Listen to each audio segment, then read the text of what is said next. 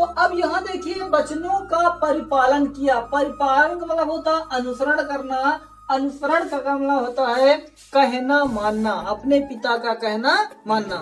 ठीक है, जब श्री रामचंद्र वनवास को गए थे तो वो अपने पिता के कुछ शब्दों की वजह से चले गए थे, बल्कि पिताजी ने कहा है कि भैया वचन मैंने दिया था कैकेयी को, तुम क्यों जाते हो वनवास, ठीक है, जो होगा मुझे होगा, तुम मत जाइए। लेकिन श्री रामचंद्र ने कहा नहीं, ऐसा नहीं है, आपने वचन दिया था मेरे लिए कैकेयी ने। भैया अगर कैकेयी की बात नहीं मानते तो कैकेयी नाराज हो रही है, अगर दशरथ की बात नहीं मानते हैं। अच्छा ये बताइए कि श्री रामचंद्र वनवास क्यों गए थे, बता सकती हो? एक बार युद्ध हो रहा था। क्या हो रहा था?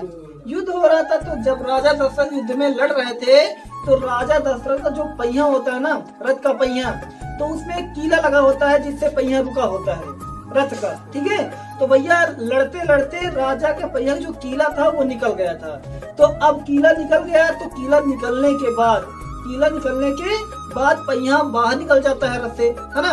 लेकिन अब कैकेयी ने कहा कि अगर इनका रथ का पहिया बाहर निकल गया तो राजा साहब का रथ टूट जाएगा, गिर जाएगा, फिर राजा साहब लड़ नहीं पाएंगे अपने दुश्मनों से। तो इन्होंने अपनी उंगली डाल दिया। क्या डाल दिया?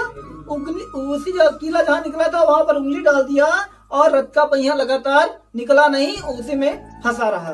ठीक है, जब राजा दशरथ ने ऐसा सुना, ऐसा देखा, तो उन्होंने उनको 3 वचन दे दिए। क्या दे दिए?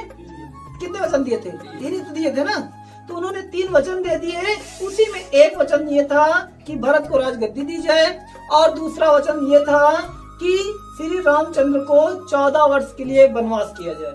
ठीक है, तो जब ये बता रहे हैं, जब बात आई मेन पॉइंट पे, ठीक है, देखिए समय बीतता गया, राजा दशरथ बूढ़े हो गए, लड़के जवान हो गए।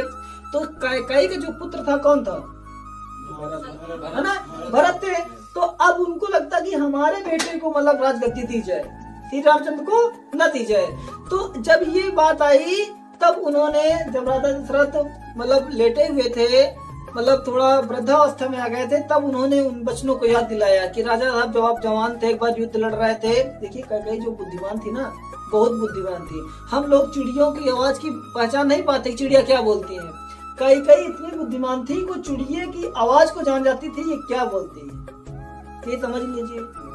अभी तुमको उर्दू पढ़ाया जाए ना, तुम उर्दू नहीं जान पाओगे। ये उर्दू में ये क्या है, ऐसे जीम, बड़ी जीम, छोटी जीम, टेढ़ा मेढ़ा बना रहता है, ये चंद्रबिंदी, ये छोटी दाल, बड़ी दाल यही होता है। हम तो यही पढ़ते हैं ना।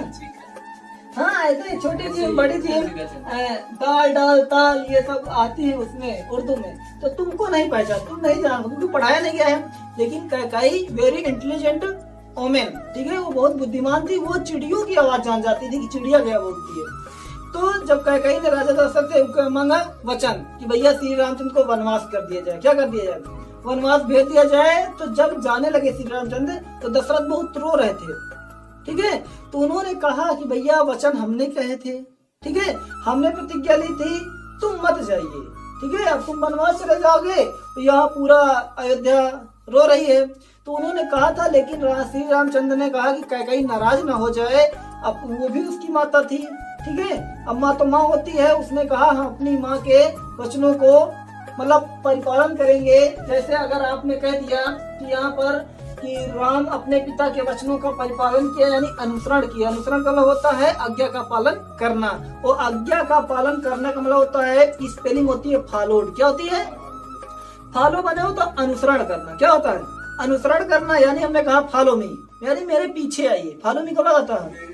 मेरे पीछे आइए। वो ओबे माने होता आज्ञा मानना, ओबे माने आज्ञा मानना। एक स्पेलिंग होती ओब्लाइड, ठीक है। तो वो मीनिंग का मतलब होता है किसी के साथ झुंड में चलना। क्या होता है? झुंड में चलना।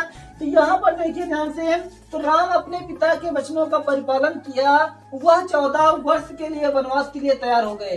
तो यहाँ पर यह वाला टेंस है पास्ट इंडेफिनिट। और तुम्हारा कहना साथी परिपालन क्या है? अनुसरण करना, यानी कि आज्ञा मानना। परिपालन करना यानी आज्ञा मानना। ठीक है, तो यहाँ पर आज्ञा मानना क्या लिखना है? तो यहाँ हो जाएगा राम। क्या हो जाएगा? राम हो गया। अब उसके बाद यहाँ पर मतलब ये सेकंड फॉर्म किया, लास्ट में क्या रहा? तो जब आ आता है तो हम लगाते हैं ओबे। क्या लगाते हैं? ओबे माने होता आज्ञा मानना। ओबे माने आज्ञा मानना। ठीक है, तो राम ओबे माने आज्ञा माना, सेकंड फॉर्म लगाना है तो ईडी लगाइए। तो ओबेट माने होता है अनुसरण किया, परिपालन किया या आज्ञा माना। ठीक है, तो राम ओबेट माने होता है परिपालन किया या आज्ञा माना। किसके? लिखा है अपने पिता के वचनों का। ये एक सेंटेंस है। क्या है?